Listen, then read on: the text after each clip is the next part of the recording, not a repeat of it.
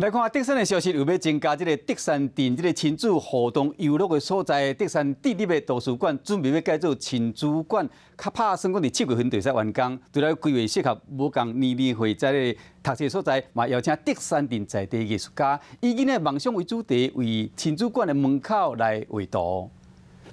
用5花杂色色料为古锥动物，含囡仔世界冒险的模样。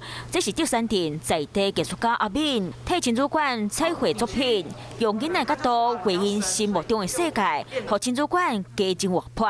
像里面有掺杂一些竹山的一些小特色，但我不希望它只有是番薯跟笋子，而是它们可能是变成动物的下午茶。德山镇公所用心的规划，把本来图书馆转型做儿童亲子馆。7月份就是暑假来临的时候，能够正式开张，让我们的所有的竹山镇的一个小朋友们能够达到最快的一个境界。艺术家阿炳希望每一个来到这囡仔，拢介意这片彩绘壁，卖当伫咧这艺术去找找无共意义。 Hello， 大家好，我是乃瑜，要教给大家2个任务。第一个，华视新闻的脸书专页，你按赞了吗？